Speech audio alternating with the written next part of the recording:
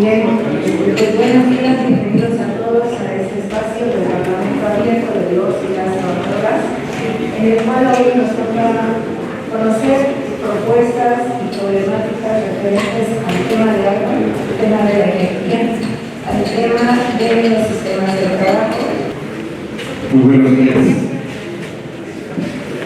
Pues a nombre, si me lo permite, compañera senadora, la maestra Blanca Piña, ambos senadores del Movimiento de Regeneración Nacional desde sus orígenes.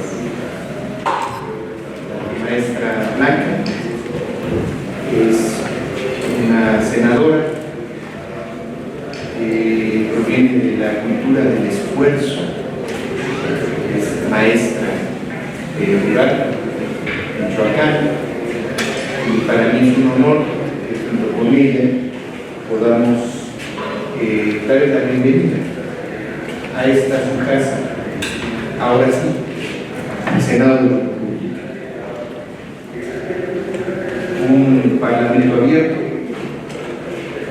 es un extraordinario espacio para dar voz las y los legisladores, específicamente los senadores, senadoras, podamos ser un instrumento de ustedes, de sus conclusiones, de sus deliberaciones, porque nos une un objetivo común, nos une el bienestar, nos une la necesidad de prevenir lo que le depara a las futuras generaciones. Si algo hay que utilizar es el tiempo. Ahora que se tienen instrumentos de esto que llamamos cuarta transformación, pues hay que utilizar de manera adecuada el tiempo. También me honra mucho con los compañeros que nos ayudan a presidir, compañero Pablo Pedro Montezuma. Es que comprenderán que es fácil confundirse, los dos son muy amigos míos, son idénticos, pero ambos tienen una trayectoria, una lucha que para nosotros constituye una guía, un saber acumulado que en lo que a nosotros corresponde, pues vamos a estar en disposición total de trabajar para que todas las conclusiones de los trabajos que se van a llevar durante todo el día de hoy podamos incidir, darle un seguimiento. No solamente es darle la bienvenida, también se trata de ponernos de manera humilde y respetuosa a su total disposición para que seamos instrumentos de las conclusiones que aquí se generen. Muchas gracias. Sean bienvenidos. Claro que sí, buenos días a todos y a todas. Bueno, antes que nada, licenciado senador Gabriel García, me congratula estar aquí a su lado, conociéndolo. Sabemos que usted es la gran persona que es, y de nuevo agradecer la invitación a los compañeros que están aquí en la mesa del presidio. Algunos ya hemos trabajado con algunos de los que estamos aquí, y por supuesto muy contenta por estar con representantes de la sociedad civil. Creo que los parlamentos abiertos deben de estar siempre vigentes, y yo hoy estoy muy contenta porque hoy se va a tocar un tema del agua que me parece sumamente importante y que además quiero presumir, dice el presidente. Quiero decirles que el día 6 yo registré ante el Senado la reforma a la Ley de Aguas Nacionales, una iniciativa de reforma a la Ley de Aguas Nacionales, y ayer hice mi rueda de prensa, y pues creo que es un tema aparte de los que se van a presentar aquí, que nos debe competir a todos en nuestro país, porque sabemos la problemática tan grave que se está ocasionando en nuestro país. Entonces, pues agradezco muchísimo la invitación y en verdad me siento muy contenta de estar aquí con ustedes. Solo podré estar un ratito porque otros compromisos que tengo ya con antelación agendados, pero en verdad me siento muy contenta. Muchas gracias a todos y a todas. Muy buenos días a todas y todos. Senador Gabriel García Hernández, muchas gracias por el espacio.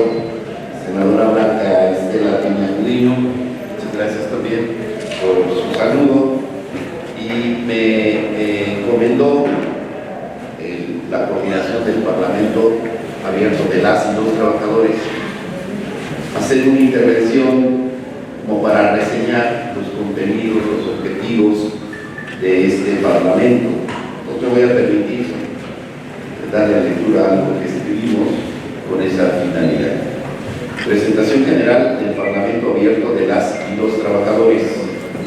El Parlamento Abierto de las y los trabajadores surge como un proyecto de articulación programática de un conjunto de organizaciones sociales con proyectos o iniciativas parlamentarias que de manera sistemática abordan algunos de los temas más importantes de la agenda política nacional, con la finalidad de promover cambios democráticos al marco jurídico vigente que beneficien a las y los trabajadores. En las sesiones del Parlamento Abierto hemos abordado el tema del agua, la subcontratación, el derecho a la energía, la economía social y solidaria, las jubilaciones y pensiones, entre otros muchos temas. El Parlamento Abierto de las y los trabajadores se concibe a sí mismo como un espacio popular solidario de diálogo y libre expresión. Un segundo rasgo característico de este conjunto de organizaciones es que buena parte de ellas constituyen verdaderas plataformas de lucha popular antineoliberal.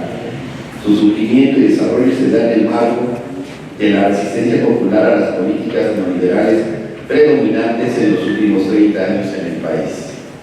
Son luchas en contra de la pérdida de los derechos sociales, la privatización de las empresas públicas, la mercantilización de los bienes comunes y la sobreexplotación de la fuerza de trabajo de los mexicanos.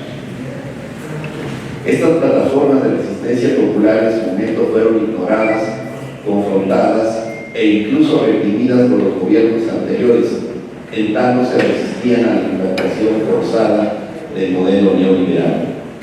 En su proceso de desarrollo, no solo acumularon experiencias organizativas muy importantes y aleccionadoras, sino que fueron también elaborando alternativas sustentadas en su propia experiencia de lucha y de investigación científica. En ellas fueron desarrollando entonces una ruta que va de la protesta a la propuesta. Un tercer elemento que me gustaría señalar es que todas estas alternativas tienen un punto de conexión vinculante. Se inscriben en la lógica de una crítica al sistema dominante. Plantean nuevas alternativas de gestión, producción, convivencia social y educación que apuntan a la construcción de un nuevo orden social basado en la democracia, la libertad y la justicia. Es decir, todos los proyectos e iniciativas que elaboramos tienen un claro sentido social, democrático y progresista. Estas tres características nos permitieron encontrarnos en una coyuntura histórica que debería ser más propicia para retomar nuestras iniciativas. En otras latitudes, los gobiernos progresistas han sido, en mayor o menor medida, receptivos de las propuestas populares que apuntan a la profundización de los procesos de cambio. Un verdadero cambio social no puede dejar de lado la iniciativa popular como una de sus fuentes más importantes para poder avanzar en las grandes transformaciones que demanda nuestro país. Otros elementos sustantivos que nos articularon fueron el respeto mutuo y la solidaridad entre las organizaciones participantes. Nuestro trabajo se nutrió entonces de propósitos y valores comunes que nos llevaron a impulsar, además de las acciones del Parlamento Abierto, campañas de difusión y movilizaciones conjuntas para ser escuchados. Nuestro interlocutor, por la naturaleza de nuestras iniciativas, en primera instancia es sin duda el Poder Legislativo, a quien hemos recurrido con las propuestas más avanzadas a buscar el respaldo para nuestras iniciativas. Algunas de ellas hoy se encuentran en una situación decisiva y requieren un nuevo impulso legislativo para avanzar en su último tramo. Como ejemplo tenemos la Ley General de Aguas y la Ley General de Sociedades Cooperativas. En otros casos no hemos encontrado receptividad por parte del Poder Legislativo. Ejemplo de ello, nuestra propuesta del derecho humano a la energía y la ley para un sistema de jubilaciones social y solidario. Incluso a veces se legisla sin consultar a las auténticas organizaciones sociales de las y los trabajadores, implementando un diálogo no incluyente que atiende solo a la desacreditada voz en las organizaciones corporativas del viejo régimen. Ejemplo, la ley de outsourcing, en donde no vimos convocados al debate. El Parlamento Abierto de las y los trabajadores inició sus labores en 2021, en medio de la tercera ola del COVID-19. Su primera sesión pública se realizó el 14 de abril en un formato virtual en el que expusimos nuestra agenda de iniciativas legislativas y presentamos un primer abordaje sobre la reforma laboral contra el outsourcing, que en ese momento se encontraba en la discusión de la agenda política nacional a raíz de la iniciativa presidencial para la regulación de la subcontratación. Hasta el momento, el Parlamento Abierto de las y los trabajadores ha realizado 11 sesiones públicas con los siguientes temas: la Ley Federal del Trabajo, outsourcing y subcontratación, balance del proceso electoral de 2021 y la perspectiva para la legislación popular, por una Ley General de Aguas, por el rescate del sistema social y solidario de jubilaciones y pensiones, no al apartado B del artículo 123 constitucional, por derechos laborales plenos para todas y todos los trabajadores, por una ley de protección del salario, reforma eléctrica y la recuperación de la soberanía nacional, trabajadores en plataforma, explotación y justicia laboral moderna, en contra de la extinción del Instituto Público en el caso del Instituto Mexicano de Tecnologías del Agua, los derechos de las mujeres y la lucha por la igualdad sustantiva, derecho de las y los trabajadores del arte y la cultura. Además de las iniciativas legislativas presentadas en estas sesiones públicas, las organizaciones que conforman el Parlamento promovemos reformas a la Ley General de Sociedades Cooperativas, la Ley General de Educación Superior, la Ley General de Humanidades, Ciencias, Tecnologías e Innovación. Actualmente el Parlamento Abierto de las y los trabajadores se integra con las siguientes organizaciones: la Coordinadora Nacional Agua para Todos, Agua para la Vida, la Confederación Nacional Nueva Central de las y los Trabajadores, conformada por más de 50 organizaciones sindicales y cooperativas en todo el país. Se destaca la participación del Sindicato Mexicano de Electricistas, el Sindicato de Trabajadores del Instituto Mexicano de Tecnologías del Agua, el Sindicato de la Unión de Trabajadores del Instituto de Educación Media Superior, el Centro de Investigación Laboral y Asesoría Sindical, la sección 9 de la Coordinadora Nacional de Trabajadores de la Educación, el Sindicato de Trabajadores Académicos de la Universidad Autónoma de Chapingo, la Confederación de Jubilados, Pensionados y Adultos Mayores de la República Mexicana, el Colectivo de Cooperativas y el Colectivo de Igualdad de Género y Oportunidad, por mencionar algunas de los integrantes de la nueva central que han presentado alguna iniciativa legislativa en este espacio. También participa la Asamblea Nacional de Usuarios de la Energía Eléctrica, la Coordinadora Nacional de Sindicatos Universitarios de Educación Superior, Investigación y Cultura, la CENSUICIC, la Promotora Nacional por la suspensión del pago de la deuda pública, la Unión Nacional de Trabajadores por Aplicación y la Asociación No Vivimos del Aplauso. La agenda que el día de hoy presentamos busca sensibilizar al Poder Legislativo para que tomen en cuenta las propuestas de cada una de estas organizaciones sociales que se impulsan a través del Parlamento Abierto de las y los Trabajadores. Esperamos que este encuentro entre el Poder Legislativo y el Parlamento Abierto de las y los trabajadores sea provechoso para la transformación democrática de nuestro país. Muchas gracias. Al senador Gabriel Fernández, la senadora Estela Piña, al liderazgo de Martín Esparza, Humberto Montes y toda esta causa de organizaciones cívicas, sindicales, populares, que están mostrando un camino para que la voz de los trabajadores se escuche como parte vital en las nuevas legislaciones. Me voy a permitir exponer la propuesta regional de aguas por cuestiones de tiempo. La primera y la última parte me voy a ir de corrido, mientras que la carnita del tamal es la situación actual de la ley.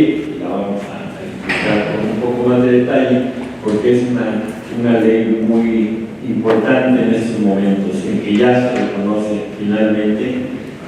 Desde el 2005 había síntomas de criticidad y hoy ya se reconoce abiertamente que México vive una crisis del agua. Nos vamos para después pasar a el modo en que se ha desarrollado. ¿Sí podemos pasar a la siguiente? ¿Sí? No, no va corrido. No pasa, no recibe la primera. Bueno, entonces en aras del tiempo, les sigo. Vamos a plantear cómo surgió esta iniciativa que hoy está en el Senado de la República a propuesta de la senadora Gloria Sánchez. En abril se ingresó con 34 senadores de Morena y es producto de un gran consenso previo que surge de la iniciativa ciudadana regional de aguas. Y finalmente hablar sobre lo que sigue en estos momentos en que la situación en el legislativo es delicada. La Suprema Corte de Justicia ya sentenció por omisión al Congreso de la Unión y por omisión a la aprobación de una ley general de aguas. Y en medio voy a detenerme en esto. Muy rápido, hay dos grandes paradigmas en la historia de la humanidad: el paradigma de gestión de ciclos y el paradigma extractivo. Y lo que necesitamos en nuestro país es un cambio de paradigma, un cambio de modelo, no parches, no simulaciones. ¿Sí? Bueno, entonces hay toda una serie de efectos. Nos vamos a un lugar, no cambio, ahorita vamos a ver. Bueno, hay toda una serie de efectos que son productos del paradigma extractivista. El agua se ha convertido de ser un bien común en una mercancía. Esto ha llevado a la sobreexplotación de los acuíferos, de las cuencas, a que las transnacionales hagan en México su aposto, como en ningún lugar del mundo, para hacer grandes negocios de espaldas a la sed, la enfermedad y como consecuencia la muerte masiva, lenta pero masiva. El problema del arsénico, por ejemplo, es muy conocido en la laguna. El senador Gabriel García ha estado a la vanguardia de la lucha por un nuevo planteamiento que reconfigure el plan aguas para la laguna, en la medida en que hay 1.600.000 personas vulnerables a este fenómeno. En el caso del estado de Guanajuato son 1.200.000 personas. Tenemos en el oriente de la Ciudad de México, en Iztapalapa, por consecuencia de la sobreexplotación de los acuíferos, el consumo de aguas que tienen entre 5 y 8.000 años, aguas con metales pesados que generan autismo, que generan enfermedades nerviosas y que están generando la muerte temprana de millones de mexicanos. Amplias zonas del país, estamos hablando también de Valle de Chalco, Iztapaluca, Tabasco, Guerrero, en donde las inundaciones generan severos problemas a la población. Y todo esto pues lo estamos viendo en los periódicos, lo estamos viendo como noticias de última hora, pero no se ha identificado como una práctica general que es producto de la Ley de Aguas Nacionales de Carlos Salinas de Gortari, ley que formó parte del paquete que impuso George Bush a México como condición para ingresar al Tratado de Libre Comercio. Fueron 4 leyes, la ley forestal, que llegó al Congreso en inglés, y eso lo relata el propio Luis Taylor, secretario de Estado. La ley de agua, la ley agrícola, la ley minera. Bueno, este paquete de leyes tiene que ser superado, y tiene que ser superado en conjunto. En el caso de la propuesta de ley general de aguas, el proceso para impulsar esta nueva ley parte de una serie de prácticas a nivel de cuenca en las cuales se desarrollaron planes hídricos, acciones ciudadanas que permitieron hacer manejo de canales, gestión de cuenca, obras para prevenir deslaves, plantas de tratamiento adecuadas para evitar estos megaproyectos que generan miles de millones de pesos en ganancias para los grandes intereses del agua y que afectan a la población, no solo en su economía, sino distorsionando el ciclo del agua. Está poniéndose de nuevo, lamentablemente de moda, los trasvases como solución, ¿sí? Hace poco se habló por parte de un funcionario del Gabinete Federal de un trasvase de Tabasco a Sonora. Está en los periódicos. Es una propuesta desquiciada, ¿sí? Y sin embargo, tenemos todavía una contradicción en la medida en que la ley de aguas nacionales está vigente y en la medida en que este cambio mental no se ha dado todavía. Yo tengo una frase fuerte que dice: la cuarta transformación es un motor importante, vital, necesario, que sin agua se nos desviene. Y por eso es verdaderamente grave que la Suprema Corte haya tenido que sentenciar a la 64 legislatura cuando ya hay hoy en el Senado una iniciativa que es producto del consenso. Si ya corre, pues nos vamos a la siguiente. Bueno. Ahora sí, nada más para ver los cortos de la película.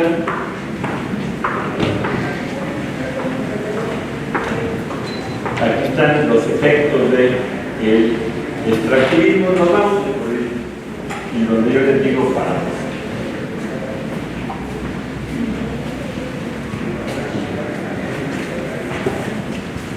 México está hoy, como el Lázaro antes de resucitar, todo monitoreado por megaproyectos, la mayoría de los cuales está vigente.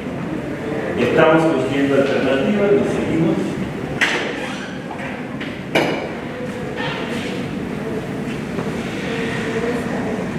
Tenemos una reforma del artículo 4 constitucional, siguiente, y ahora nos paramos.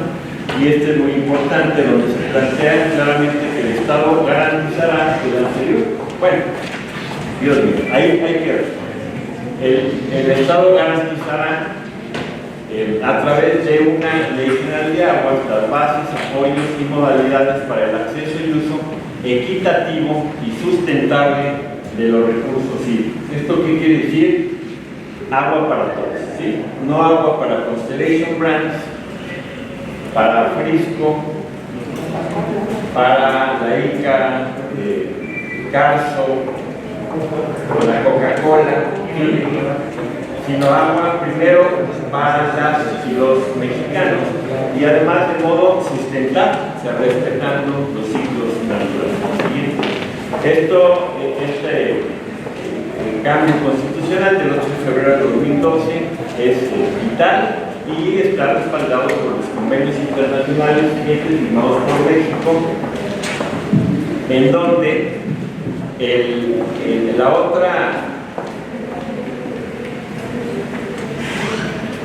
otra afirmación de la reforma al artículo 4, que es muy importante,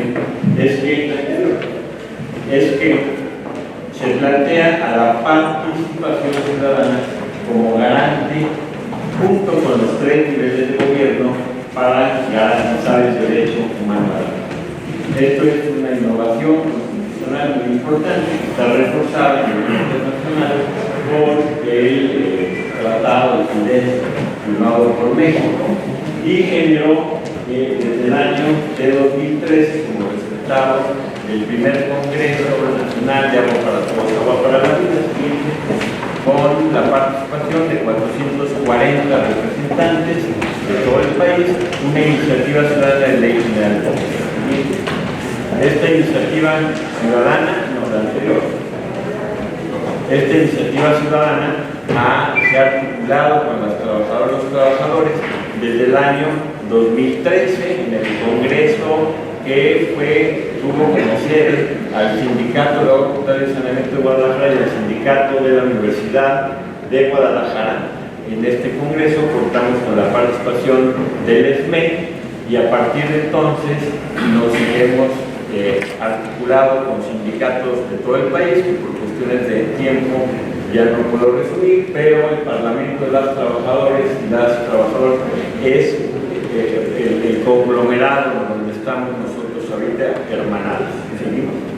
Como resultado de esto, se hizo la Convención del Agua y la Energía en el auditorio de Antonio Caso del SME para identificar esta relación que hay entre agua y energía.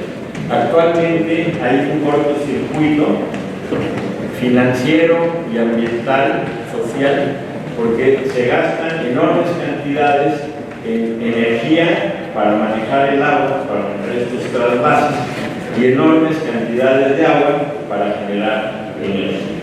Además, esta está acaparada por un sistema de concesiones que está privilegiando a el 2% de los concesionarios, quienes manejan el 70% del volumen de agua. Y concesiones como la planta Necaxa, que es muy importante, la presa Necaxa, que beneficiaría a las cooperativas generadoras de electricidad, están intentando ser retiradas. Entonces el mundo al revés. El agua y la energía tienen que articularse en un círculo virtuoso para superar el círculo vicioso. Además de la relación con los trabajadores, además de los sindicatos, se han integrado universidades, comunidades, movimientos urbanos populares, comunidades sectoriales de base, organizaciones de la sociedad civil, empresas contables, profesionistas y técnicos. ¿Seguimos? La Ley de Aguas Ciudadana, que se configuró a través de 199 foros entre 2013 y 2020, tiene una agenda para lograr 7 objetivos en 5 años: agua para los ecosistemas, agua de calidad para todas y todos, agua para la soberanía alimentaria, fin a la contaminación de cuerpos de agua, fin al minado de acuíferos, fin a la vulnerabilidad a sequías e inundaciones y, algo muy importante, fin a la corrupción e impunidad. Este proceso, que se inició el 4 de febrero de 2020, cuando ingresamos 200,000 firmas recabadas a lo largo y ancho del país, fue la primera iniciativa que se presentó, se acompañó de iniciativas del grupo parlamentario Morena en el Senado, 34 senadores, del grupo parlamentario del Partido del Trabajo en la Cámara de Diputados, que fueron iniciativas idénticas a la ciudadana, y además a través de la participación en 25 foros con el grupo parlamentario Morena para el Medio Ambiente de la Cámara de Diputados, y finalmente 36 foros con la Comisión de Recursos Hidráulicos, Agua Potable y Saneamiento de la Cámara de Diputados. Todos estos 5 consensos generaron la iniciativa que volvimos a presentar en abril, y está ahí. Y según el relator de la ONU, Pedro Arrojo, para el Derecho Humano al Agua y Saneamiento, es la iniciativa, y esto lo dijo en la Asamblea General de la ONU en Nueva York, más avanzada del mundo. Él espera de la Cuarta Transformación y de México que pongamos el ejemplo en materia de agua. Esta iniciativa fue el producto de una acumulación histórica y ha contado con un enfoque de género, con un enfoque de clase, con un enfoque también muy importante de los pueblos originarios. La siguiente, participación de jóvenes, y bueno, a todo lo largo del país ha generado un movimiento nacional por el agua. Y ahora sí me detengo un segundito para considerar cómo podemos.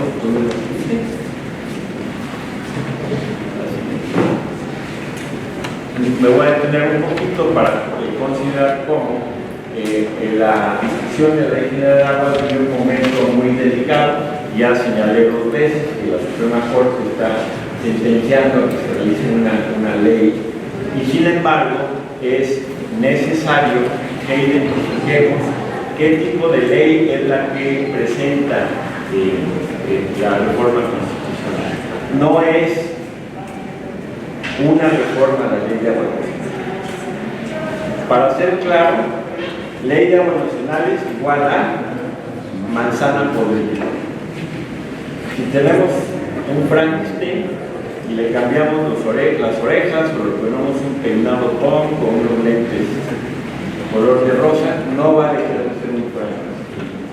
Y por ello, siguiente, es imprescindible abrogar la ley de aguas nacionales, que fue el consenso de los 36 foros estatales realizados por Comisiones Unidas de la Cámara de Diputados, y abrogarla para construir los consensos que efectivamente van a permitir un cambio de modelo en la legislación. Estos consensos, ahorita no los podemos detener, pero los vamos a vincular ampliamente, nos llevan a un momento delicado, en la medida en que queda muy clara cuál es la propuesta. El presidente de la República, en una mañanera, cuando recibió este dictamen, dijo que era un dictamen serio, y sin embargo, en el Senado, y voy a hablar con libertad, la gallina está a cargo de un coyote. El presidente de la Comisión de Recursos Hidráulicos es parte del grupo del Partido de Acción Nacional que consistentemente ha boicoteado la Ley General de Agua, que consistentemente ha pospuesto el debate. Está vinculado a los grandes intereses en Yucatán de la oligarquía que está defendiendo las grandes porcícolas, a Constellation Brands ahora en el sur, y milagrosamente se pasó a Morena en los últimos días. Y eso es grave. El presidente de la Comisión de Recursos Hidráulicos estaba por el seguimiento de la Cámara de Diputados, el señor Rubén Muñoz, estuvo inhabilitado por corrupción como funcionario público, como alcalde priista de La Paz. Estuvo 7 años entre 2005 y 2007 y 2015, y es aliado fiel del insurrecto de La Boquilla, Mario Mata, que atacó a la Guardia Nacional con paramilitares norteamericanos y llamó a la segregación de Chihuahua de la Federación en el mes de mayo de 2020. Entonces tenemos aquí una sesión muy delicada, una mayoría ciudadana, legisladores, diputados, senadores, el presidente de la República simpatizando con una transformación en la gestión del agua, y tenemos en el legislativo a 2 personajes, y tal vez sea un poco correcto políticamente decirlo, pero a 2 personajes que pueden en cualquier momento bloquear la aprobación de esta ley, o bien generar una ley de aguas nacionales con parches que simulen que se cumple con la Constitución, cuando en realidad se mantienen los mismos intereses. Entonces estamos en un momento que solo la sabiduría de la senadora Blanca Estela, del senador Gabriel García, de muchos aliados diputados, nos podrá indicar cómo poder superar este tapón que tenemos en cuanto a prácticas legislativas. Estamos en un momento en que la ley es necesaria y urgente, pero no se podría aceptar cualquier tipo de ley, porque entonces sería una regresión, ¿sí? Es mejor acumular fuerzas, lograr una transformación a fondo, que simular que un problema tan grave se va a resolver. Y esto porque ya las crisis del agua son del diario y van a empeorar por las situaciones de cambio climático y por la parálisis que hay actualmente en la zona. El movimiento por el agua está en este momento canalizando sus energías hacia la formación de contralorías ciudadanas autónomas en todo el país.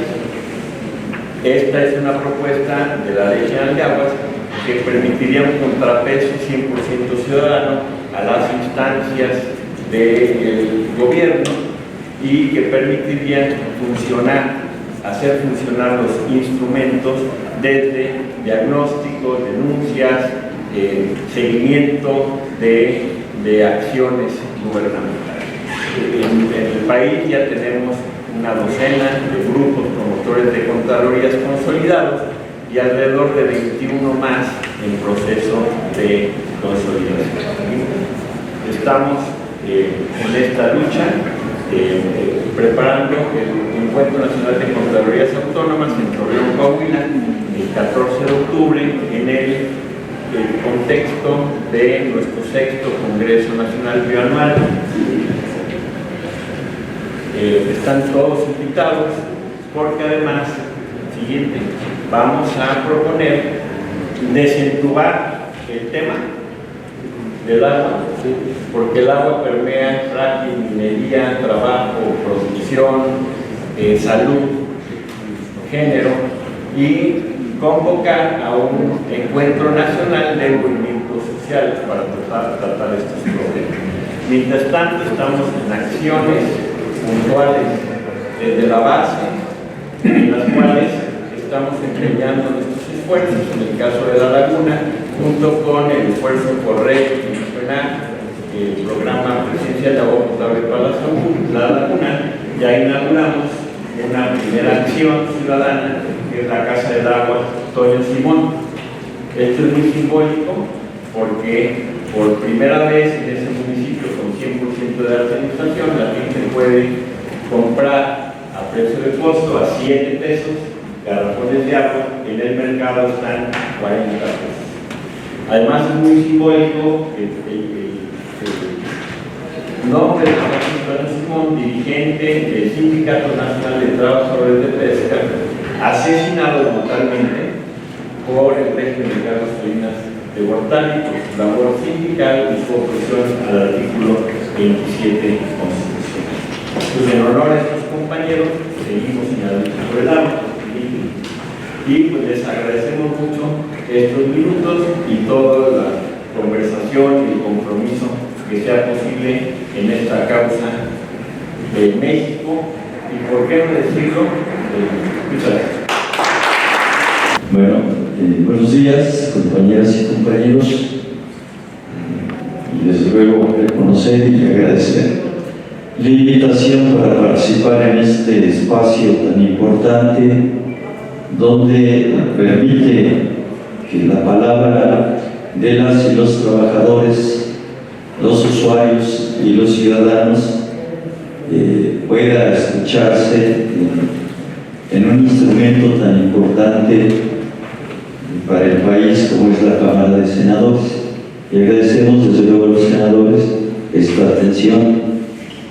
Primero quiero recordar, hace 2 días, fue el 27 de septiembre, una fecha histórica para todos y todas. En 1960 se nacionaliza la industria eléctrica y desde luego el resultado de esta decisión histórica se refleja en los datos a partir de lo cual fue creada la Comisión Federal de Electricidad y posteriormente la nacionalización de Luz y Fuerza del Centro. Y se refleja sustancialmente en que en aquellos años 44 de cada 100 mexicanos contaba con energía eléctrica, y en estos tiempos podemos hablar de 97-98% de los mexicanos cuentan con este importante insumo para el proceso de desarrollo en general de la sociedad del país. Y esto es importante.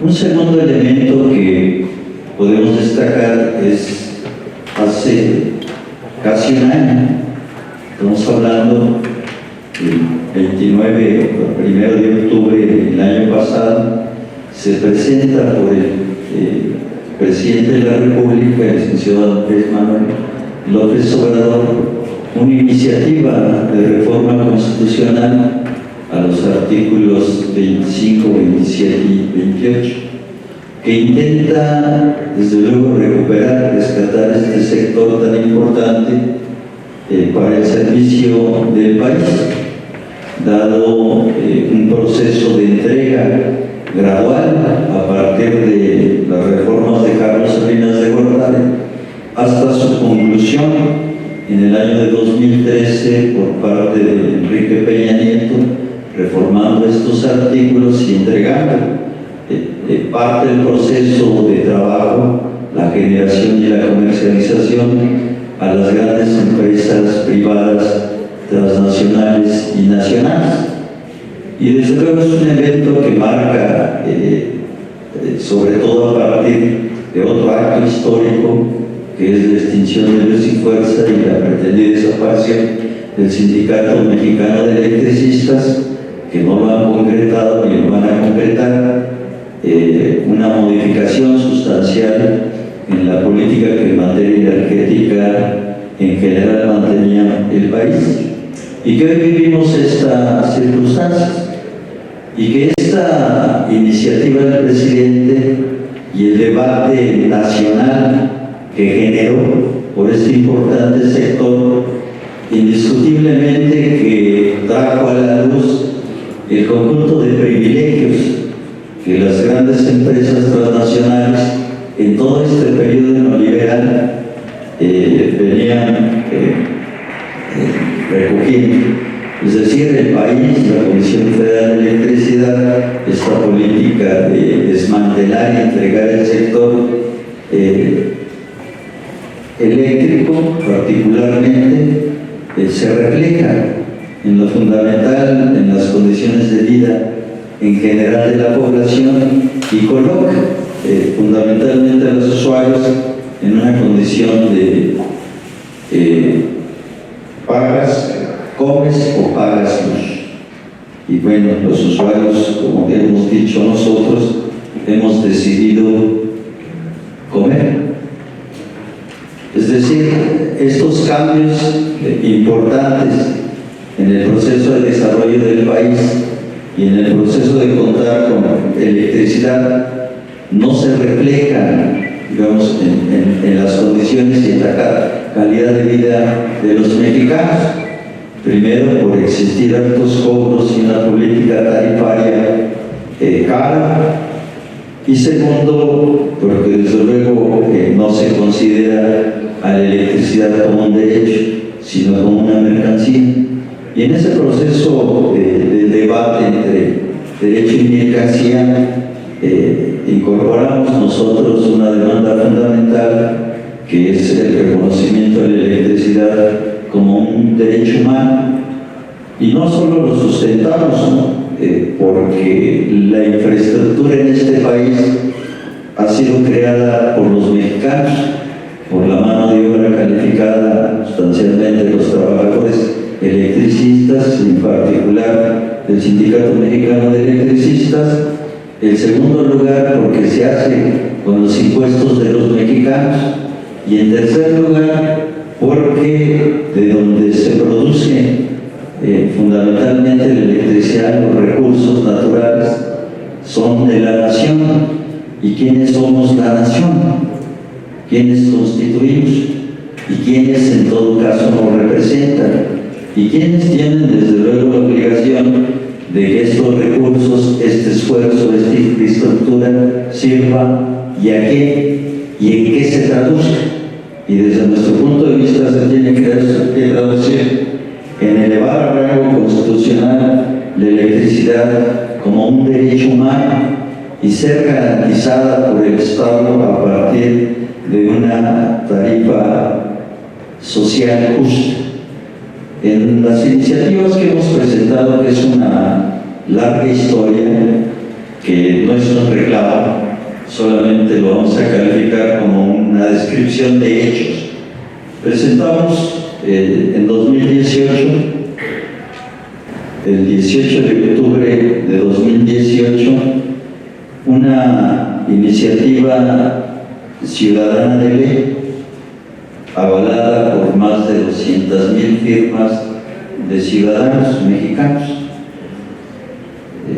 conscientes de entregar su credencial de elector para recabar un dato que requiere, que nos exige la ley, y que por la práctica en muchos partidos políticos, la mayor parte de los mexicanos niega la entrega de su credencial de elector, y eso dificulta. Sin embargo, la necesidad de contar con electricidad buena y barata, desde luego de calidad eficiente, nos permitió poder acumular 210,000 firmas y presentar esta iniciativa. En un escrito dirigido al diputado Porfirio Muñoz Ledo, en aquel entonces presidente de la mesa directiva, y que narra el esfuerzo que hemos hecho los usuarios desde el año de 2013 para rescatar este bien común para los mexicanos. Y le voy a dar lectura. Insisto, no se trata de establecer denuncias ni mecanismos de esa naturaleza, sino de describir lo que hemos vivido y llamar la atención, porque hoy en este Parlamento de las y los trabajadores nos dan la oportunidad de volver a presentar una iniciativa de estas características, desde luego confiando y estando seguros de que nuestros compañeros senadores que nos acompañan van a recoger las expresiones que aquí se estén planteando. Y dice así: diputado Porfirio Muñoz Ledo, presidente de la mesa directiva, H. Cámara de Diputados, 54 legislatura.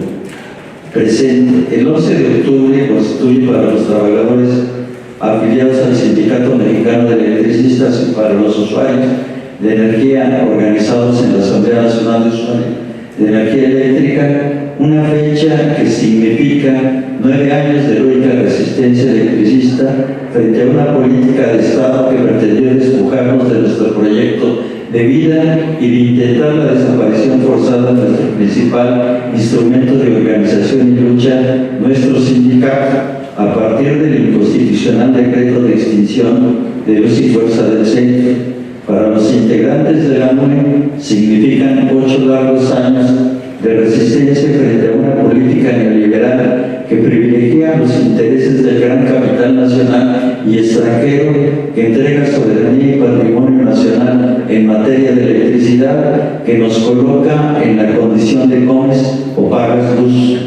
Hoy podemos sentirnos orgullosos que esta política no nos ha derrotado y estamos de regreso, exigiendo a esta H. Cámara de Diputados la atención a nuestras demandas para resolver nuestro conflicto, pero al mismo tiempo para demandar su intervención y que se legisle de manera favorable para que el pueblo y los trabajadores y sea reconocida la electricidad como un derecho humano elevado a rango constitucional a partir de una iniciativa ciudadana de ley para retomar el artículo 4 de la Constitución Política de los Estados Unidos Mexicanos.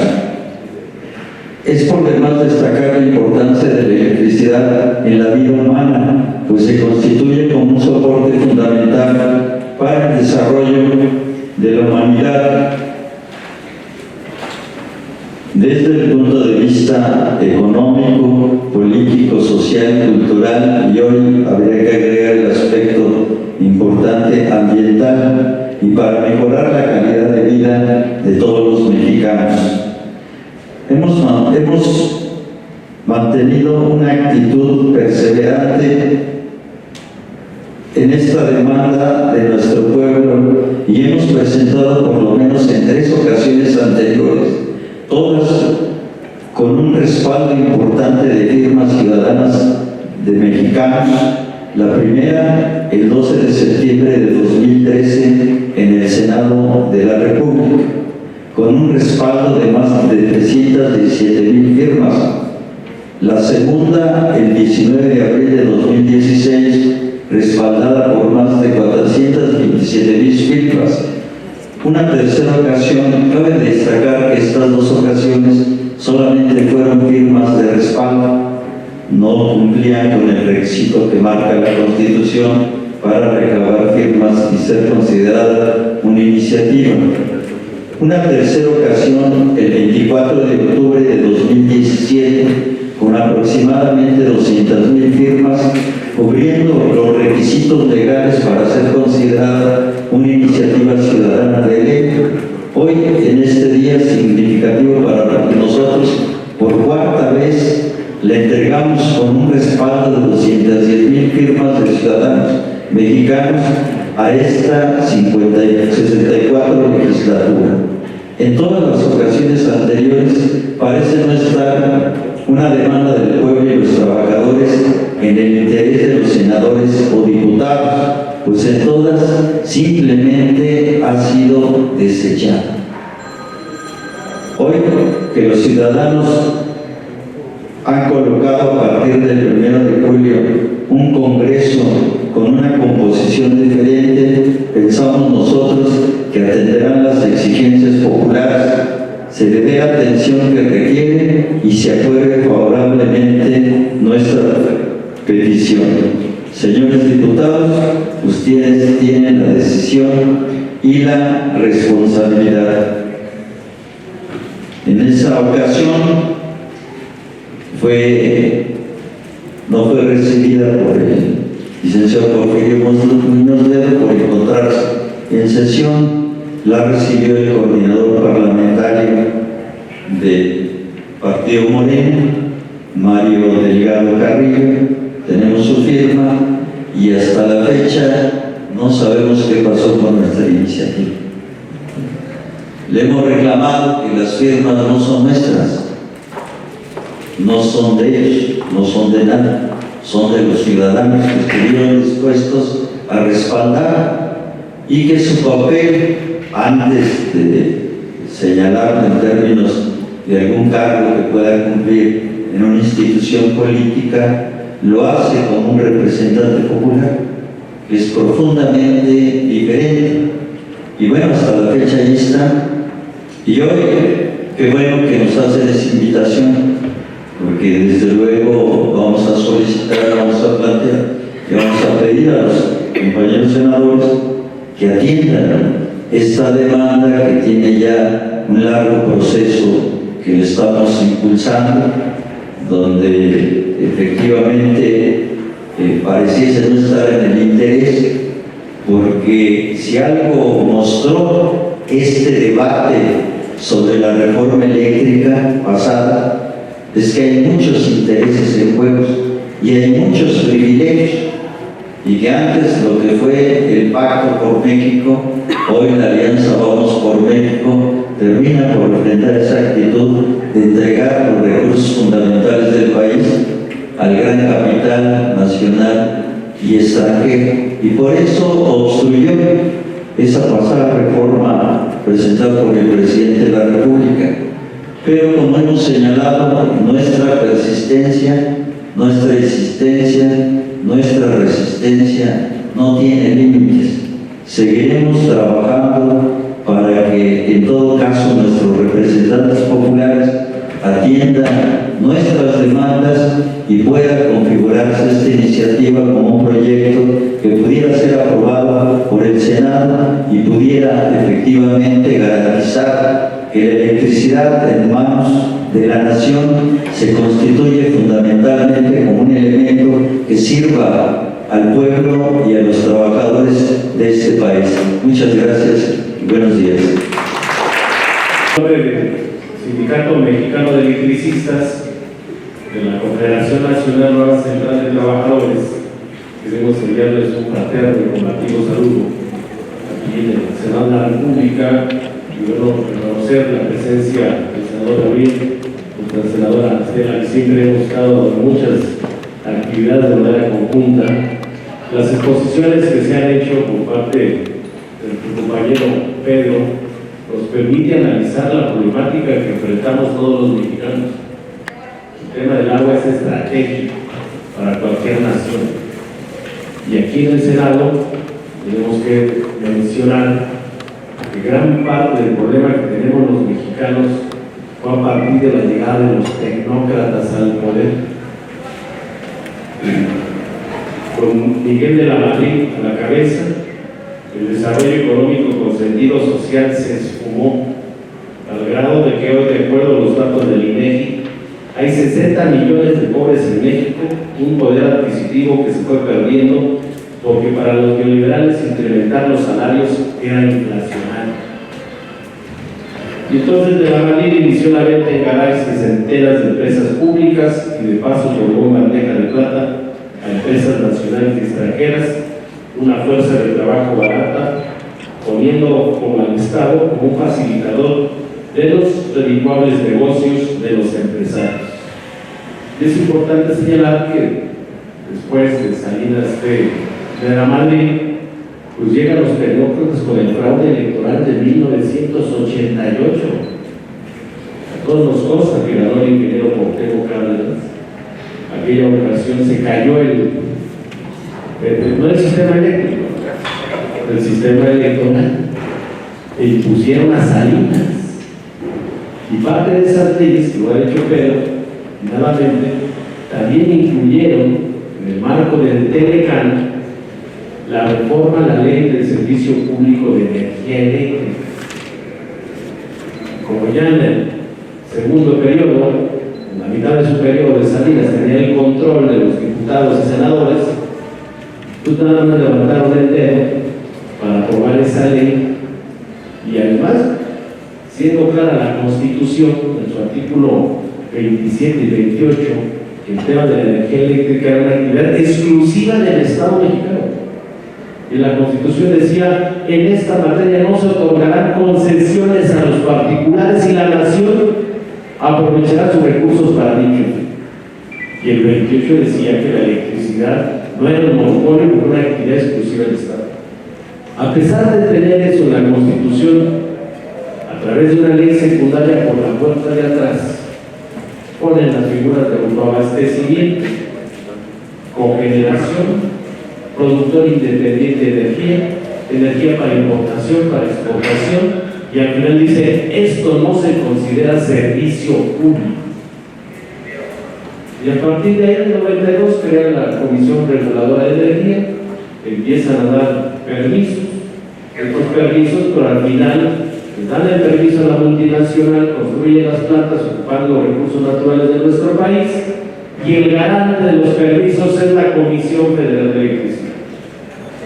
La CFE a comprarle energía a los productores independientes sin pagar los costos de la transmisión, de la distribución, de las pérdidas del SENAS. Y así viene todo el proceso de desmantelamiento del sector energético y a depender en el cambio tecnológico del gas natural. Los ductos de gas, hay ductos de gas que vienen de Estados Unidos y que hoy van a ver ahorita, bueno, ya lo vimos hace año y medio, en febrero, en el invierno allá en Texas, el costo del gas natural que estaba en $3 el millón de BTUs, se fue a $700 el millón. CFE no tuvo dinero para comprar el gas a ese precio. Prefirieron que se congelaron los ductos de gas ligero. Es el costo, porque al final ese costo aquí se lo traslada a los usuarios. Y hoy vimos con la reforma que presentó el licenciado Andrés Manuel López Obrador en octubre del año pasado, pues hay un diagnóstico muy claro de cómo fueron desmantelando la Constitución y las leyes en materia de energía eléctrica y hacernos dependientes de las multinacionales y del país vecino del norte.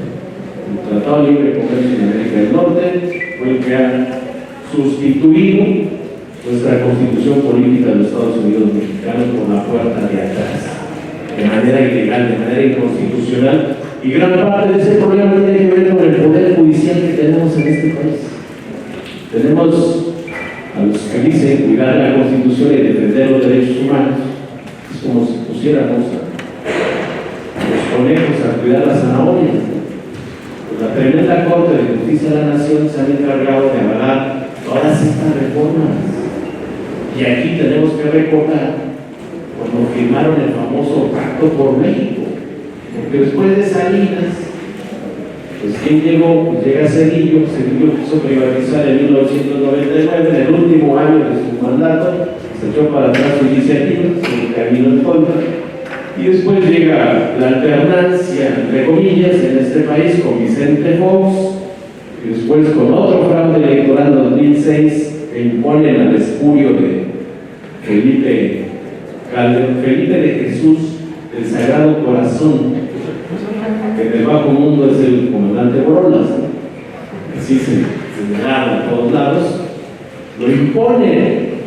Todos sabemos que ganó a pesar del Manuel López Obrador en 2006.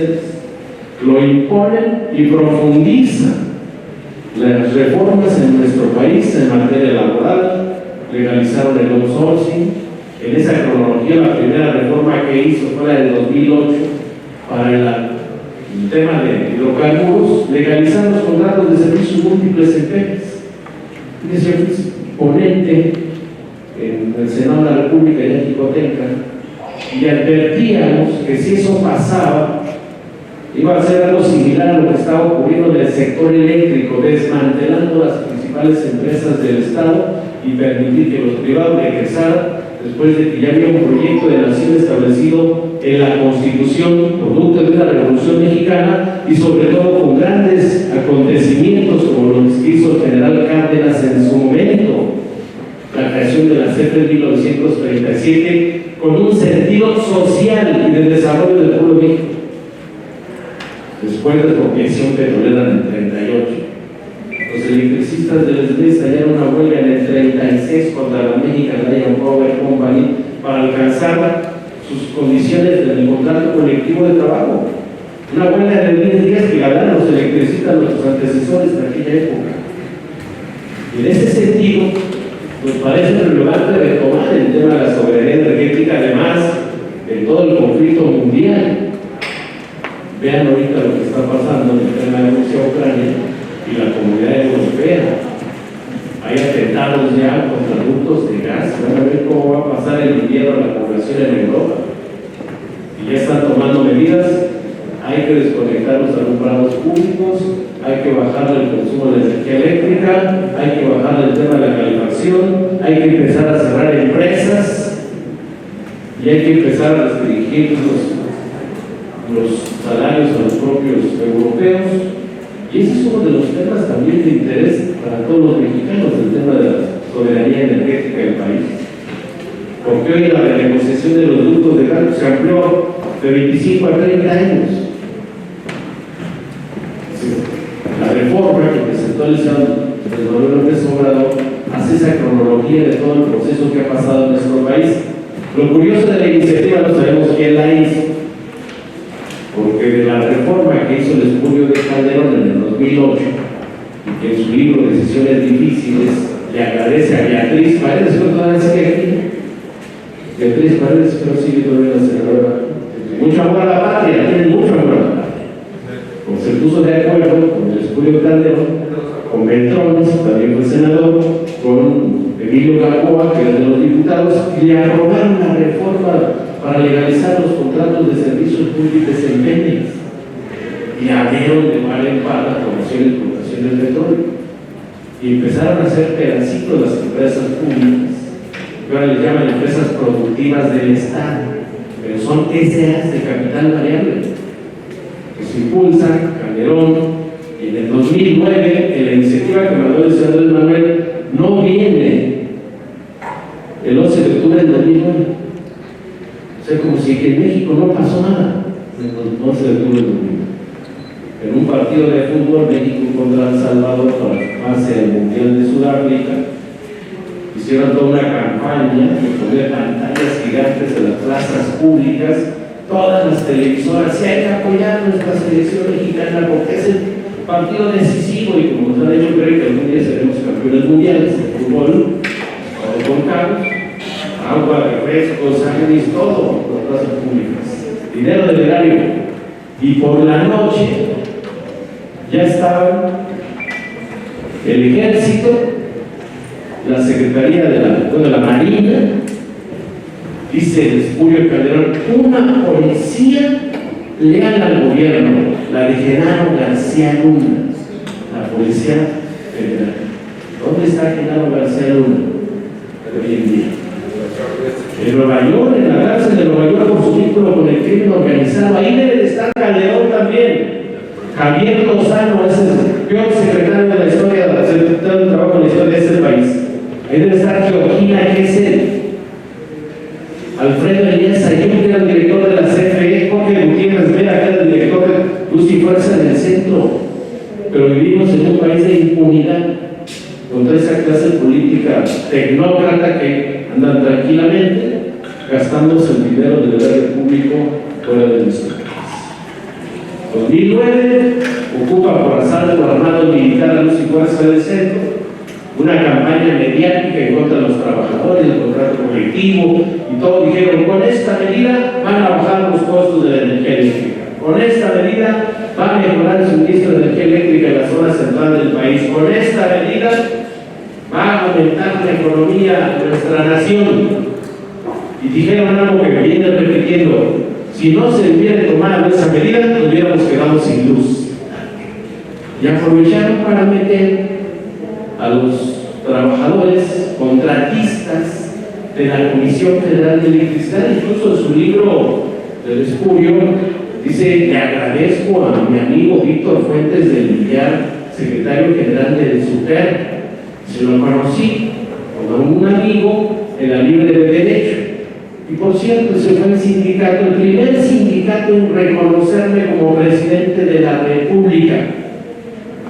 Y hoy vemos en el mensaje oficial, dice que los trabajadores del SUTER son los héroes de esta patria. Y sirvieron de esquiroles para ocupar nuestros centros de trabajo por la noche, violando un convenio que el SUTER y el SBT tenemos firmado desde 1985 de cada 15 zonas su materia de trabajo, y que la vamos a hacer valer en las calles.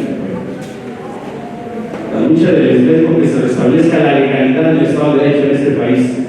Los diputados y senadores se quedaron callados, jamás quisieron hacer una controversia constitucional.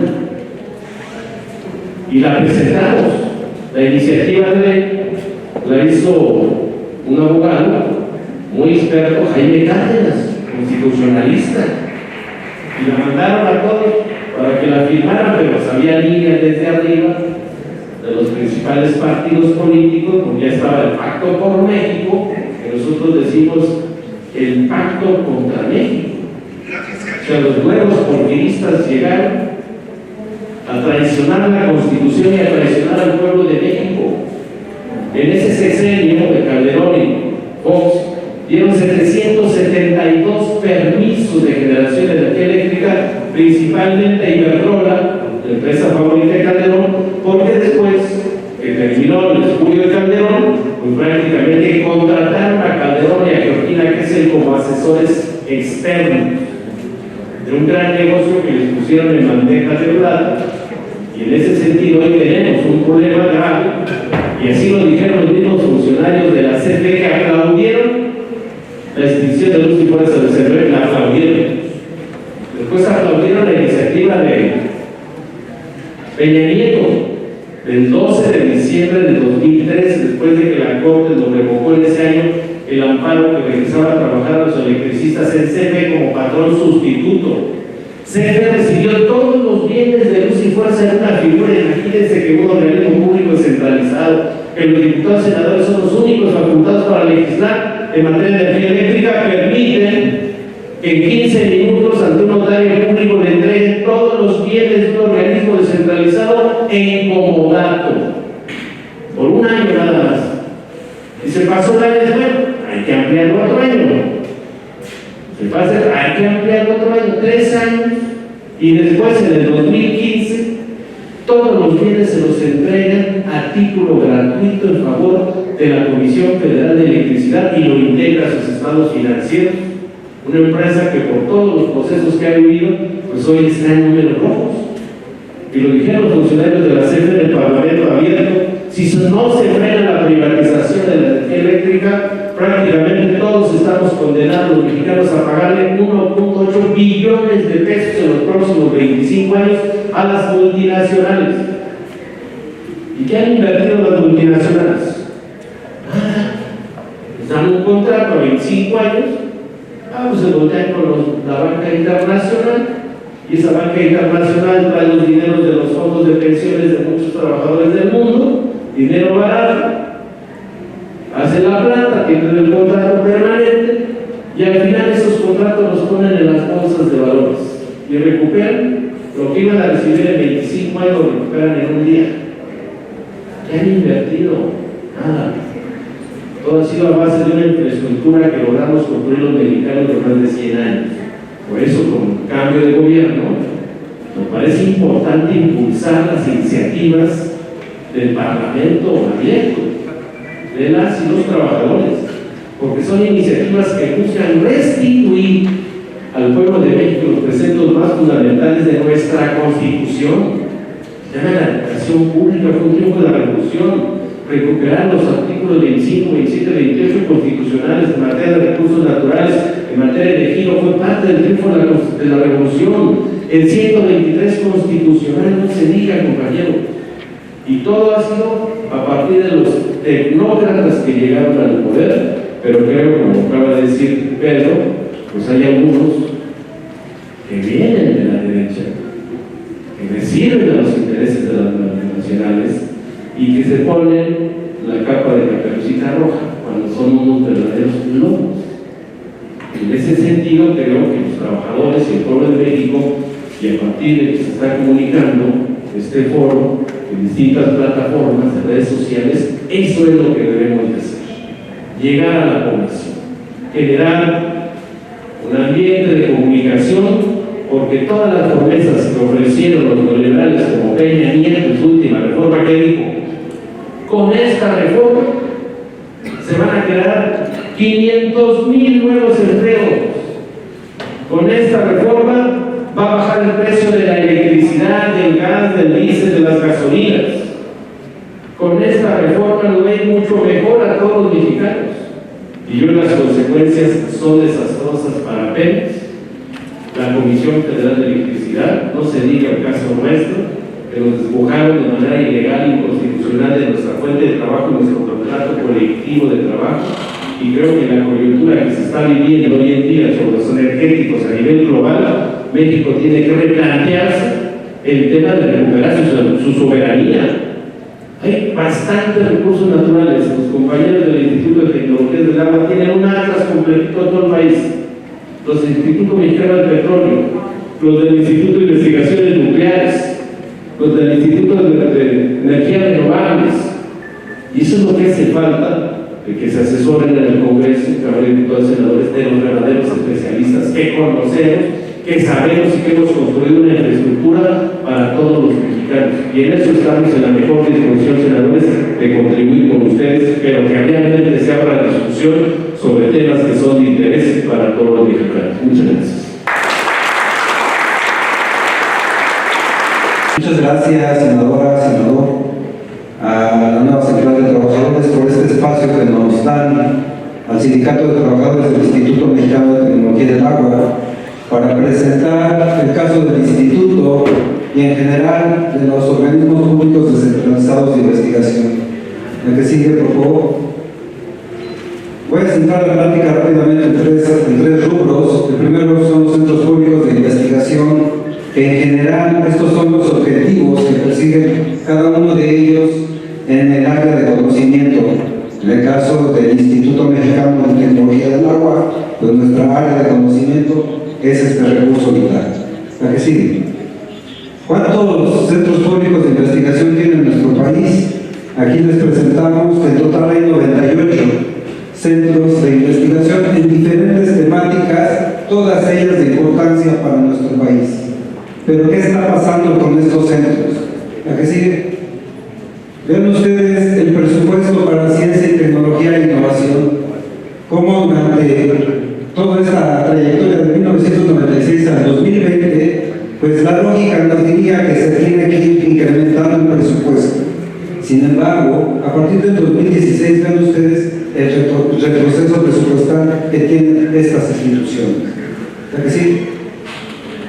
En esta gráfica podemos apreciar también claramente cómo se le está asignando en porcentaje del Producto Interno Bruto. Vean ustedes también que viene hacia la baja.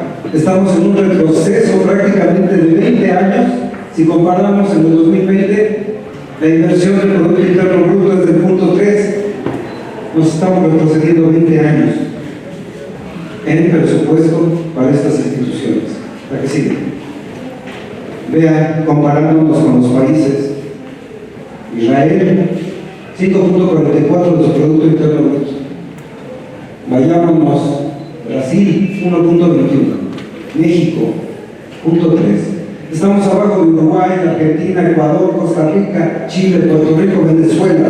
México somos el último lugar en inversión para la ciencia y tecnología. ¿Para que sí?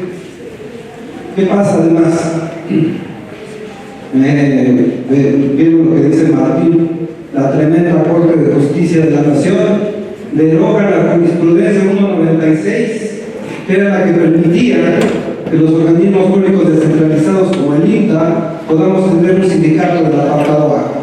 La cambian en el 2020 y ahora con eso sentencian a todos los sindicatos del apartado A largas demandas cuando emplacemos por revisión contractual. ¿Qué sucede? Nos quitan la autonomía como centros públicos de investigación, violan los derechos, inclusive la propia ley de ciencia y tecnología. La que sigue.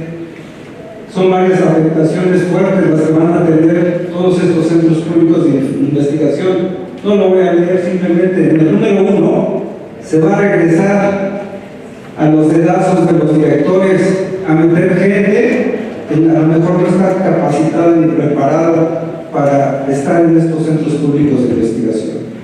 Los sindicatos, con una estructura, con unos mecanismos ya de evaluación en donde participamos los trabajadores, evaluamos a las personas que cumplen con requisitos académicos, de experiencia, inclusive psicométricos, para el ingreso. Así ya está en el Instituto Mexicano de Tecnología del Agua. Va a haber ese retroceso cuando sean del apartado B estas instituciones. Van a limitar el derecho de la asociación. Ustedes bien saben que en el apartado B es difícil tener una huelga. En el apartado B no hay contrato colectivo, hay comisiones generales unilaterales. ¿La que sigue?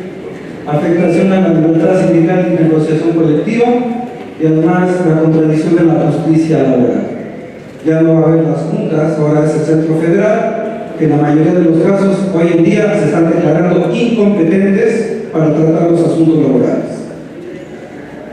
Cierro esta parte con esto. Un país puede vivir sin muchas cosas, pero si no se invierte de manera constante en ciencia y tecnología, está condenado a rezago. Y nuestro país va en ese tenor, a seguir rezagándose y a seguir dependiendo de la ciencia y la tecnología del extranjero. Es lamentable realmente esta situación.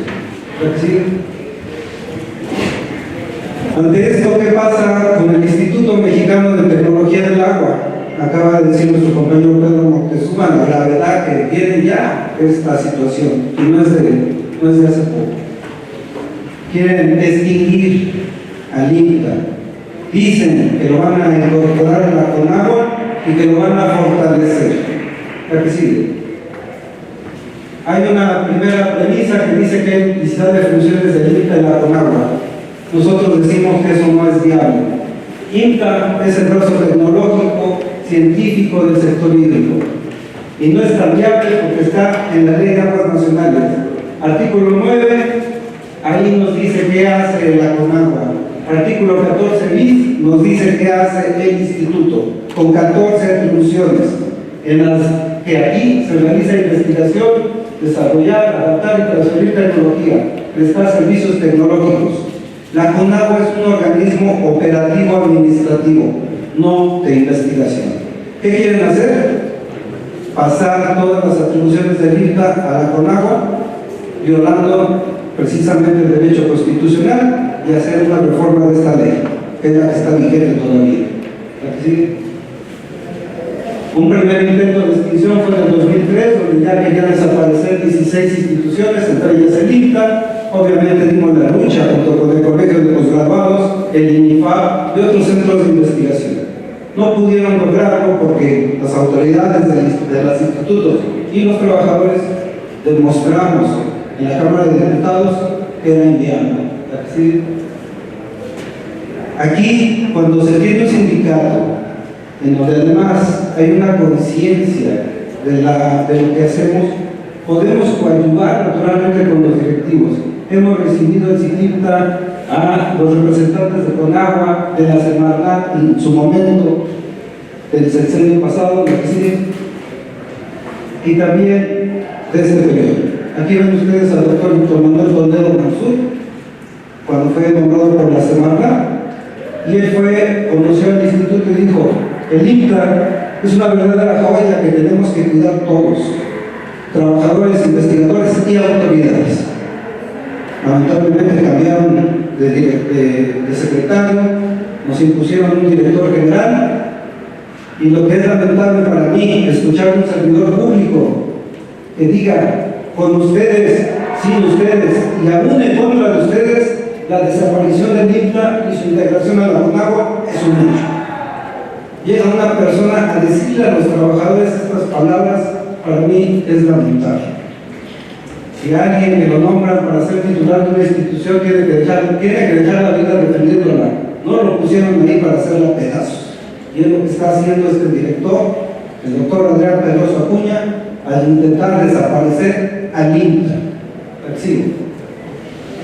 La segunda premisa dice que van a hacer un ahorro económico para optimizar los recursos de la extinción del INTA e incorporar esos recursos a la CONAGUA. Nuevamente, para los trabajadores no es viable. El INTA es un organismo público descentralizado, ejemplo de autosuficiencia. Adelante. Aquí pueden ver ustedes la gráfica, presupuesto de egresos de la Federación 2019 al 2023. Aquí está el 2019-2021. Nada más dense cuenta que aquí son 22,000 millones que le dan a la CONAGUA. 2022, a la CONAGUA lo subieron a 33,000 millones de pesos, cuando al INTA le dan 211 millones de pesos cada año. 2023, proyecto. A la CONAGUA le van a duplicar 68,000 millones de pesos y al INTA nada más le subieron 9 millones de pesos.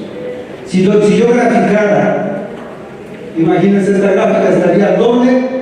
Y aquí, el INTA, quizás ni veríamos la ratita, ¿verdad?, del presupuesto. Ese es un ahorro que le van a dar a la CONAGUA. Pregúntense ustedes mismos. No nos extinguieron en el 2003, pero sí nos congelaron el salario 15 años. Un solo centavo no nos aumentaron a nuestro salario. ¿Verdad que sí? Sin embargo, durante todo ese tiempo podrán ver ustedes que tuvimos ingresos propios. Varios años superamos los ingresos propios. Nos permitió un ahorro de 300 millones de pesos en un fideicomiso que recientemente el año pasado lo desaparecieron. ¿Verdad que sí? La nómina y la operación. La nómina del instituto ha ido subiendo poco a poco porque ya se descongeló el salario gracias al sindicato, y la operación del instituto va disminuyendo porque la hacemos con los ingresos propios. Limpieza, seguridad, pago de luz, de agua, son por ingresos propios que metemos los trabajadores con los proyectos. ¿Sí? ¿Dónde se va el presupuesto? Aquí están los salarios. Pueden ver el salario del director general bruto al mes, 154,000 pesos al mes. Cuando el promedio de los tecnólogos con maestrías, doctorados, 35,000 pesos. Y el personal vulnerable, los operativos, 14,000 pesos. ¿Dónde se va todo el presupuesto? En pagar a los directivos. Aquí podemos observarlo claramente. Para hacer un ahorro, entonces, la pregunta es: ¿el INTA realmente desaparecerlo será un ahorro? para nosotros no. Si se integra la CONAGUA tendrá que cargarle 250 millones de pesos más al erario porque tienen que darle mantenimiento a la infraestructura. Aspecto que ya mencioné, lo damos con los ingresos propios. Ya que sigue. Pero tenemos propuesta. ¿Cómo podemos hacer ahorros en el INTA? Sí tenemos que hacer la ingeniería. Eso nos queda claro a los trabajadores y tenemos propuesta. Se tiene que eliminar el nivel de subcoordinador. No se requiere el subcoordinador. Ahí se puede poner un tecnólogo del agua o funciones administrativas, un tecnólogo líder, y se quitan los salarios de los 20 y tantos subcoordinadores. Y además, revisar y ajustar los salarios de los directivos. Y eso sí será un verdadero ahorro para nuestro país. Bien, ya nada más rápidamente. ¿Y qué pasa con los derechos humanos y laborales de los trabajadores? La extinción del INTA y su comparación a la CONAGUA va a violar la Constitución, la Ley Federal del Trabajo, los convenios 87 y 98 de la Organización Internacional del Trabajo. ¿A qué sigue? Tras una lucha muy fuerte desde 2013 hasta 2016, logramos nuestro registro en el 2013. ¿A qué sigue? Tuvimos que hacer toda una serie de movilizaciones jurídicas, mediáticas, alianzas estratégicas con la nueva central, la ONT, CENSUCID y otras organizaciones. ¿A qué sigue? Acudimos a esta Cámara de Senadores y en su momento la senadora Laida Sansores, Luis Sánchez Jiménez, logramos llegar hasta Navarrete Prida y hacer valer nuestro derecho de que la Suprema Corte de Justicia de la Nación dijo sí, un organismo público descentralizado, jurisprudencia número 96, tiene derecho a contrato colectivo y tiene derecho a sus sindicatos. ¿La que sigue? Por favor. Prestaciones laborales, todo esto que ven ustedes no lo tiene la CONAGUA. La pregunta, ¿nos incorporan a la CONAGUA, nos van a respetar el sindicato y nuestro contrato colectivo? ¿Ustedes creen que lo van a hacer? Yo lo dudo. ¿La que sigue? Además, ya hicimos el proceso de legitimación de nuestro contrato, hemos cumplido en tiempo y forma con la reforma laboral. Aquí atendemos a lo que dice nuestro presidente. Los sindicatos y sus contratos colectivos son sagrados. Entonces, señor presidente, no permita que se violen nuestros derechos establecidos porque estaría contradiciendo la reforma laboral. Aquí hemos acudido a la Comisión de Recursos Hidráulicos, hemos acudido a la Comisión de Recursos Hidráulicos de aquí del Senado, a la Cámara de Diputados, a la Cámara de Senadores, pero hasta el momento no nos escuchan. Nos oyen, pero no nos escuchan. ¿Qué pedimos? Audiencia con el presidente nada más, para decirle al presidente conozca la voz de los trabajadores. ¿A qué sigue? Si no, ¿qué va a pasar? Aquí creo que me equivoqué. Extinguir al INTA es abrir la puerta a la privatización. No, la privatización ya está en proceso. Si extinguen al INTA, van a abrir el zaguán. El INTA, como institución independiente de la CONAGUA, es la institución que puede resolver una controversia hídrica. Pero si nos insertan a la CONAGUA se va a volver juez y parte. De tal manera que no es factible esa situación. ¿Y quiénes van a sufrir? En principio, los grupos más vulnerables. Y ya está comenzando la privatización del agua en Querétaro. Entonces, hay que hacer valer el derecho humano al agua y proteger a estos grupos vulnerables. ¿Sigue? Ya para terminar rápido, el INTA y la Ley General de Aguas. A través del Consejo de Ciencia y Tecnología de nuestro instituto, hemos trabajado ya en la Ley General de Aguas, pero no apenas. Ya desde el 2012 estamos trabajando y ahora resulta que es urgente una Ley General de Aguas, pero ya vimos que tiene un antecedente. ¿Sigue? Ya no me detengo, ya lo dijo el compañero Pedro Montezuma, está en el artículo cuarto, pero esa Ley General de Aguas debe garantizar la seguridad hídrica. Esta palabra, por favor, grábenla en sus mentes: seguridad hídrica.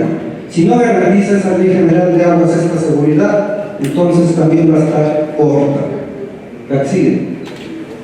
Para eso, desde el 2015, Tuvimos el foro Aguas con el Agua en esta Cámara de Senadores.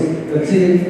Ya estuvimos en reuniones ordinarias también en la Cámara de Diputados con el diputado José Ignacio Pichardo Lechuga, donde ya se estaba trabajando con esta Ley General de Aguas. Ahí están nuestros compañeros exponiendo. Ya llevamos 3 congresos de ciencia y tecnología del sindicato 2018-2021, apoyados por la diputada María Eugenia Hernández Pérez.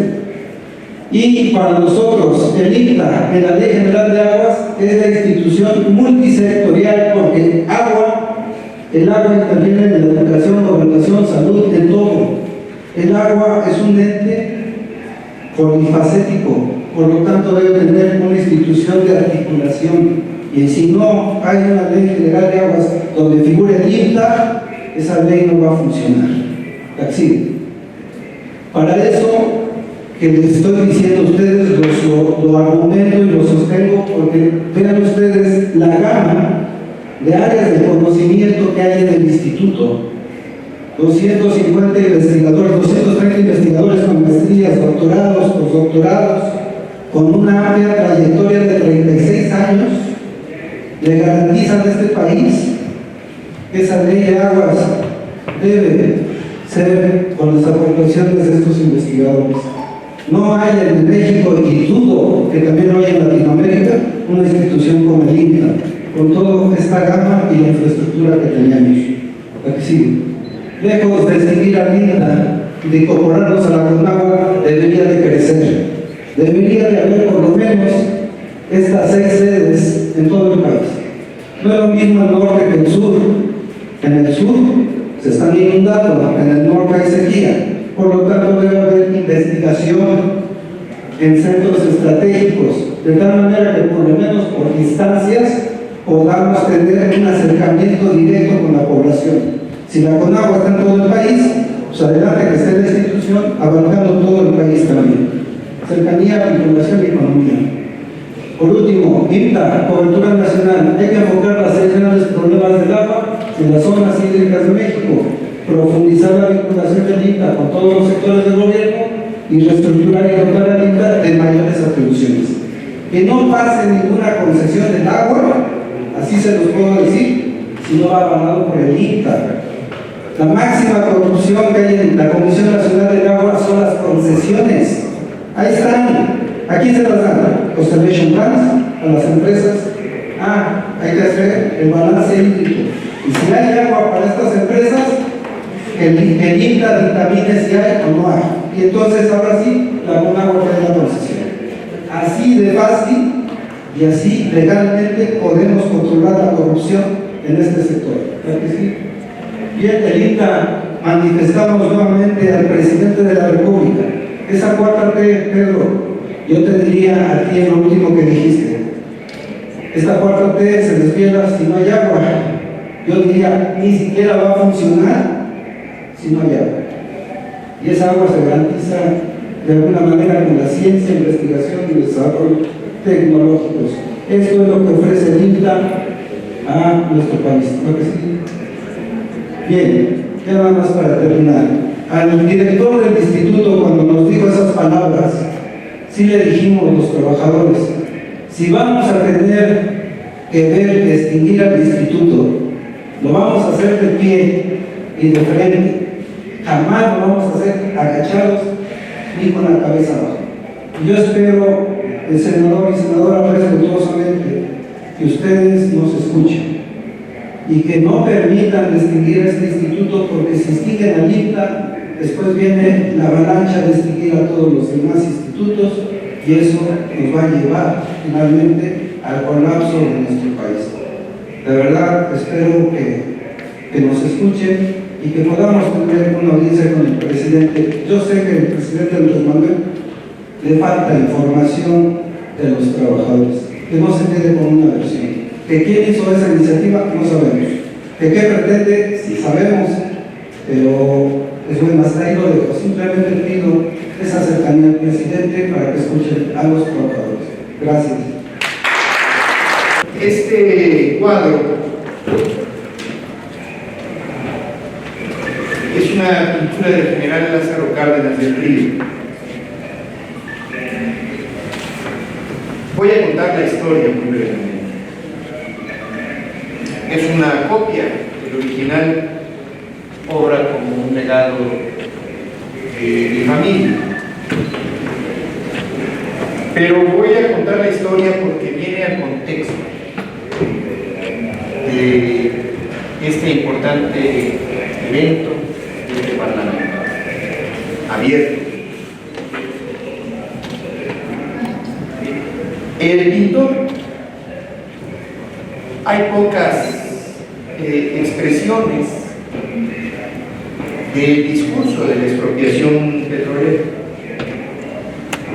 pero tuvo un diferendo este pintor con la visión del general Cárdenas, porque el autor de esta obra era un ferviente seguidor de las ideas socialistas y revolucionarias del general Francisco J. Múgica.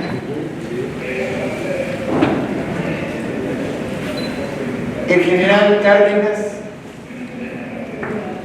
no saludaba con la izquierda, pero la pintura fue hecha saludando y anunciando la expropiación petrolera con la mano izquierda. Fue de esas críticas respetuosas de los grandes. Y viene al caso esta historia, ahorita revelo el nombre del pintor, porque traigo como un obsequio respetuoso para el Parlamento este cuadro del general. ¿Con qué finalidad? ¿Con qué mensaje?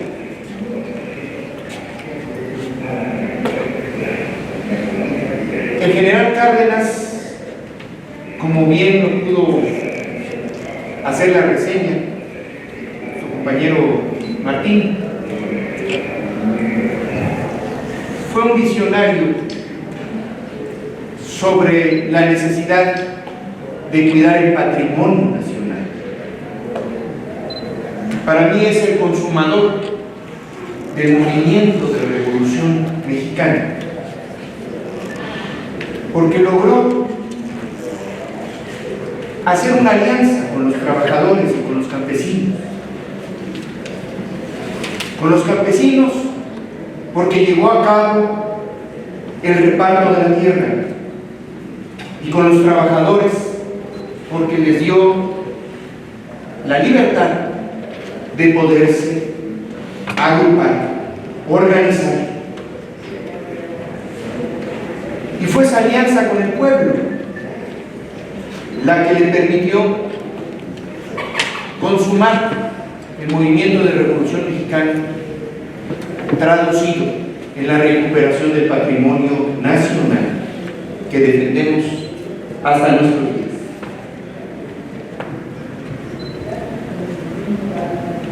Aquí se ha expuesto el tema del agua. Pongo un ejemplo. En la laguna, el general Cárdenas repartió 140,000 hectáreas a 30,000 hectáreas.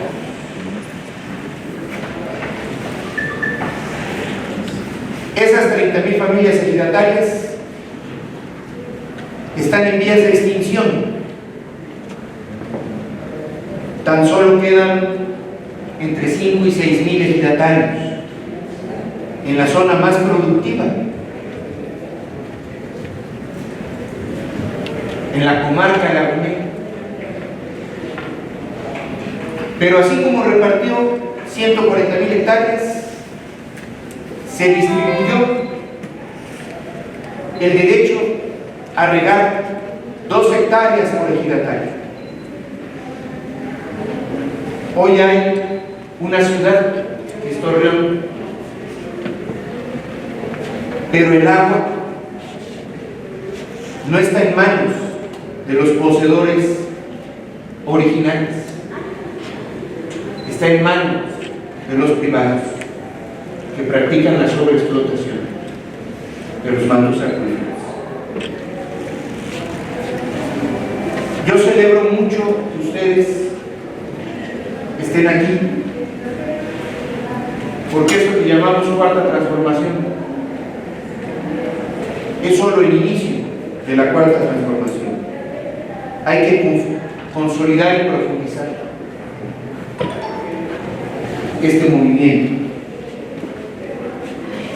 Y a partir de este Parlamento tenemos la aspiración de que seamos un instrumento en el Senado. ¿Y cómo podemos cambiar para no caer en esta situación como la que expuso nuestro compañero, que ya entregó y muestra la firma de los legisladores, pero no hay un seguimiento, no hay un avance, y pareciera que no tenemos causa común? Entonces, les propongo tres cosas, respetuosamente. La primera es que este Parlamento abierto tenga un seguimiento, por lo menos en el tiempo que nos resta como legisladores, si mi compañera Blanca está de acuerdo, y nos veamos aquí al menos una vez por bimestre, y si es necesario, una vez por mes, para ver qué pasó, qué hicimos, qué respuesta, qué interlocución hemos logrado, y no sea una demagogia protocolaria este encuentro, tenga acciones, recordando al general Francisco J. Mújica, que decía: hechos no palabras. Es una propuesta que les hacemos.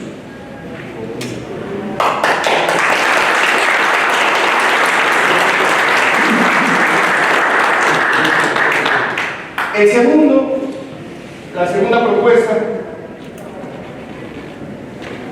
es que si nos vamos a estar encontrando,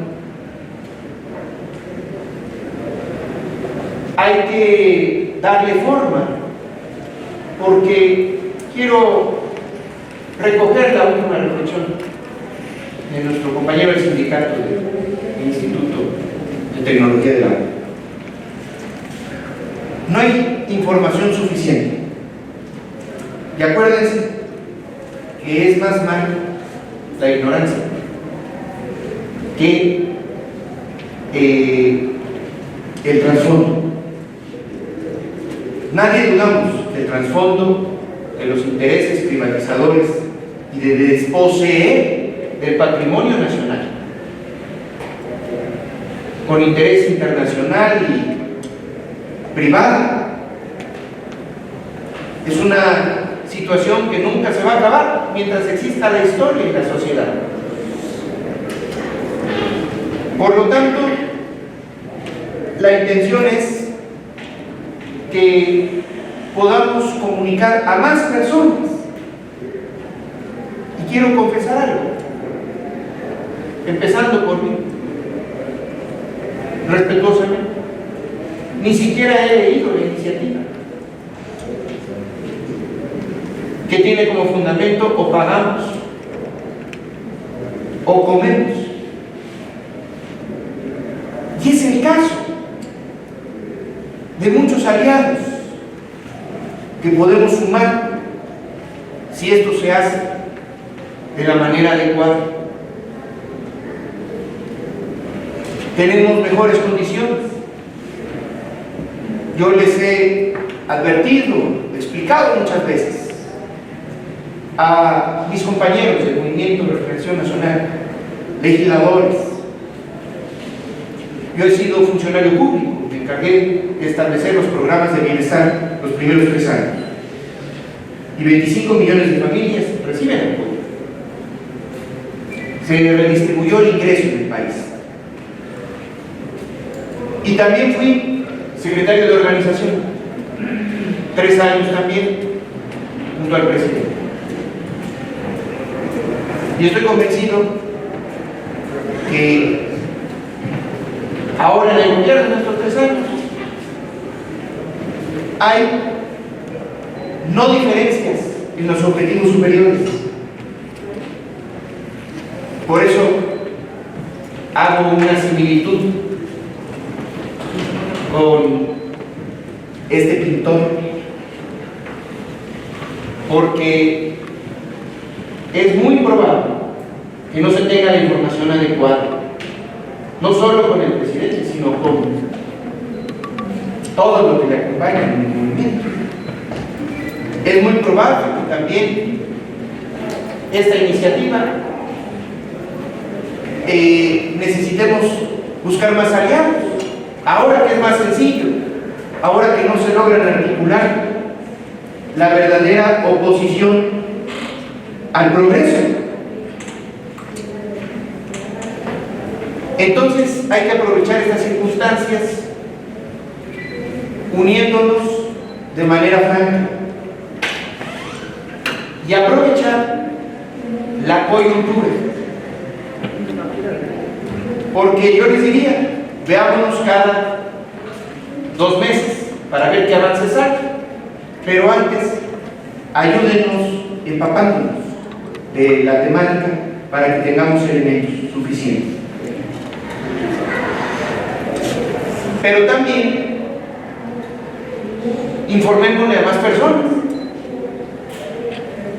porque no solamente podemos salvarla en los 2 años que nos quedan, sino que también podríamos incorporar esta plataforma a quien aspire o a quienes aspiren a representarnos en el Congreso y en la Presidencia de la República, y que por anticipado se haga esta alianza para que si en estos 4 años se dio un paso, se profundice y se logre esta verdadera unión entre el pueblo, los trabajadores, los sectores productivos y quien aspire a darle continuidad a la cuarta transformación. De manera protocolar e histórica, les propongo que redactemos un pequeño acuerdo sencillo de 2 renglones, como lo hacen los poetas y los caricaturistas. Si se hace una caricatura, puede ser que se evite leer un libro, porque ya comunicaron, y un poeta en 2 renglones puede describir una página, un tratado.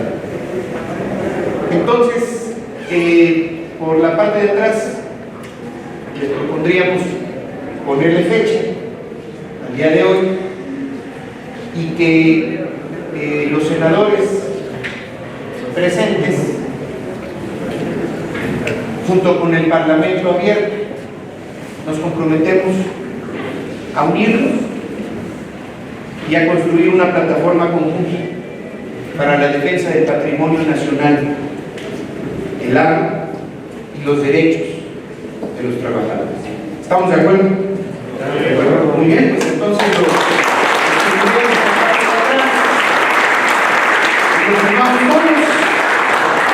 ya debe Parlamento la decisión de quién conserva el cuadro, para que después se diga, y en vez de que saque la firma del recibido el compañero y no cumplieron, a ver si nos atrevemos a deshonrar la memoria del general Lázaro Cárdenas del Río.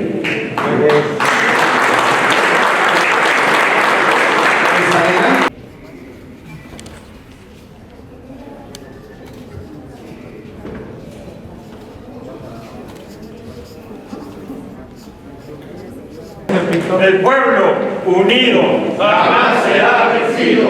El pueblo unido jamás será vencido. El pueblo unido jamás será vencido.